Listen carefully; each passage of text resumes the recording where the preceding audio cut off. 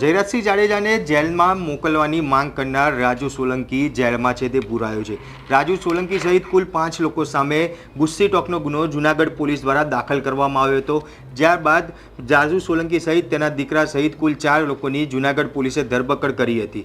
ધરપકડ બાદ જૂનાગઢ પોલીસે રાજુ સોલંકી સહિત 4 લોકોના 3 દિવસના રિમાન્ડ પર મેળવ્યા હતા અને તે રિમાન્ડ પૂર્ણ થતાં આજે તેમને રાજકોટ ખાતે જે સ્પેશિયલ ગુસ્સી ટોકની જે કોર્ટ છે ત્યાં રજૂ કરવામાં આવ્યા હતા, જ્યાં પોલીસ દ્વારા ફર્ધર રિમાન્ડની માંગણી ન કરતા રાજુ સોલંકી સહિત 4 લોકોને હવે જેલ હવાલે છે તે કરવામાં આવ્યા છે। ત્યારે રાજુ સોલંકી અને તેના દીકરાઓને કઈ જેલમાં મોકલવામાં આવ્યા છે તે વાત કરીશું આ વિડીયોમાં। નમસ્કાર, હું મયુર મેવાડા, આપ જોઈ રહ્યા છો નિર્ભય ન્યૂઝ। ગોંડલનો જે બહુચર્ચિત ગોંડલ કાંડ જે કહેવાય છે તેનો જે ફરિયાદી રાજુ સોલંકી, સંજય સોલંકી સહિત 4 લોકોને હવે જેલમાં છે તે મોકલવામાં આવેલા છે। રાજુ સોલંકી, તેનો 2 દીકરા સંજય સોલંકી અને દેવ સોલંકી સહિત કુલ 5 લોકો સામે જૂનાગઢ પોલીસ દ્વારા ગુસ્સી ટોકની ફરિયાદ છે તે દાખલ કરવામાં આવી હતી। તે ફરિયાદ દાખલ થયા બાદ તમામ લોકોની ધરપકડ છે જે જૂનાગઢ પોલીસ દ્વારા કરાઈ હતી। ધરપકડ બાદ પોલીસ દ્વારા જે 4 આરોપીની ધરપકડ કરી તેમના રિમાન્ડ છે તે મેળવ્યા હતા। 3 દિવસના રિમાન્ડ પૂર્ણ થતાં આજે તેમને કોર્ટ સમક્ષ ફરી હાજર કરવામાં આવ્યા હતા, જ્યાં પોલીસ દ્વારા ફર્ધર રિમાન્ડની માંગણી છે તે ન કરતા કોર્ટે તેમને હવે જ્યુડિશિયલ કસ્ટડીમાં છે તે મોકલી આપ્યા છે। કોર્ટ દ્વારા રાજુ સોલંકી, તેના 2 દીકરા સહિત જે 4 લોકો છે તેમને સુરતની લાજપોર જેલમાં મોકલી આપવામાં આવેલા છે। એટલે કે હવે કહી શકાય કે રાજુ સોલંકી સહિત તેમના જે દીકરા છે તે સુરતની લાજપોર જેલમાં તેમને જે બંધ છે તે કરવામાં આવ્યા છે। જે ગુસ્સી ટોકનો જે ગુનો દાખલ કરવામાં આવ્યો હતો તેનો નિયમ છે કે જે પણ આરોપી હોય તે લોકોને તેમના જે વિસ્તાર છે ત્યાંથી દૂર, એટલે કે 200 કિલોમીટર દૂર તેમને જેલમાં છે તે મોકલવામાં આવતા હોય છે। ત્યારે આજે કોર્ટ દ્વારા તેમને સુરત જેલમાં મોકલી આપવામાં આવેલા છે।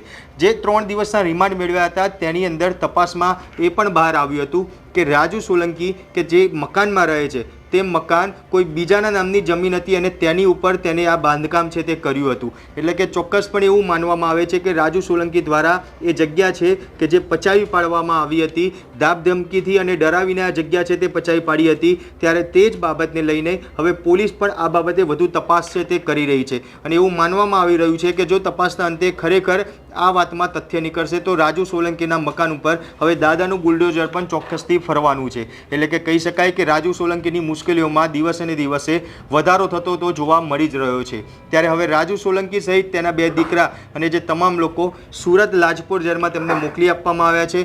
ત્યારે રાજુ સોલંકીએ ગુજરાત હાઈકોર્ટના દ્વાર છે તે પણ ખખડાવ્યા છે।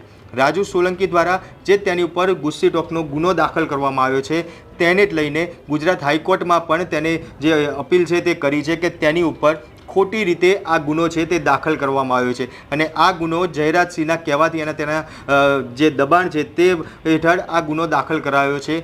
આ રીતની વાત છે તે રાજુ સોલંકી કરી રહ્યા છે અને તેને જ લઈને હાઈકોર્ટમાં પણ તેને જે આ અરજી છે તે દાખલ કરી છે। ત્યારે હવે હાઈકોર્ટ દ્વારા પણ આને લઈને શું ચુકાદો આપવામાં આવશે તે તો આગામી સમયમાં જોવાનું રહેશે, પરંતુ ચોક્કસથી હવે રાજુ સોલંકીનું નવું એડ્રેસ સુરત લાજપોર જેલ છે તે બન્યું છે। અમારો અહેવાલ આપને કેવો લાગ્યો તે કોમેન્ટ બોક્સમાં જરૂરથી જણાવજો અને અમારી નિર્ભય ન્યૂઝ ચેનલને લાઇક, શેર અને સબસ્क्राइब કરવાનું भूलशो नहीं। आभार। श्रावण मास की पवित्रता को रामहंस चाय के साथ मनाएं।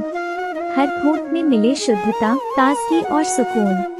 रामहंस चाय, परंपरा और स्वाद का अनोखा संगम जो आपकी हर सुबह को खास बनाए।